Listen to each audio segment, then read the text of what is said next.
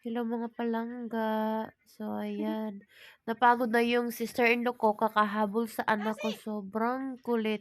Busy kasi yung tatay niya kaya yung auntie niya nagbabantay sa kanya, yun sobrang kulit talaga 'no. PJ, come here. Ayun, pagod na daw siya, eh, wala siyang magawa, hindi ako makahabol ng anak ko, Diyos ko Lord. Ayan, nandito na naman kami sa hospital, hay naku, nakaka-stress. Pero laban lang, hay naku, hindi talaga ako makakauwi ng Pinas, Diyos ko Lord. At saka binigyan na ako ng 5 years visa dito sa China. Bumili lang ako ng tubig kasi sobrang nahihilo ako. So ayan, gusto ng mga kapatid ng asawa ko na babae na pumunta dun sa kinainan namin dati na plaza, I don't know how to call it. Pero yan, maraming tao at saka yan, yung pinaka-old church sa Jinjiang pala to. Yun yung mga kapatid ng asawa ko. So then, papasok kami dyan kasi may malaking dalawang temple na 100 years ago na daw, ewan ko. Basta ganun na daw katagal. So, ayan, marami ding mapipilian nitong pagkain at saka hinahanap ko yung ayan, binilihan ko dati ng pagkain. Nakalimutan ko na naman kung anong pangalan nito, pero alam ko masarap siya. Pero nung pagkain ko ulit, parang hindi na ako nasarapan kasi malamig. So, ayan, bumili ulit ako ng ibang nagustuhan ko.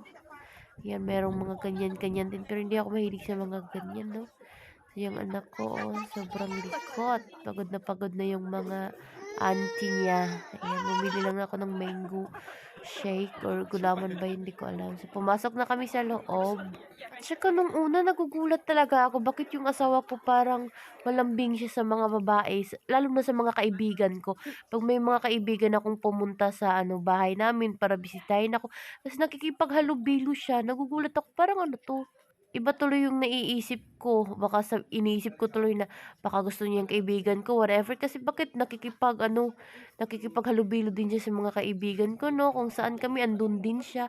So, yun pala, nalaman ko, talagang friendly siya sa mga babae. Pagdating ko dito sa China, sobrang malalapit pala talaga siya sa mga ate niya. Kaya pala, sa kaibigan ko rin, parang ganun din siya, no? Nami-misinterpret ko lang siya. So, ayan, maraming mga taong pumupunta dito. Tsaka yung iba nag-aano sa TikTok, Doyen. Dati nagulat ako bakit parang nakipaghalubilo yung asawa ko sa mga kaibigan kong babae.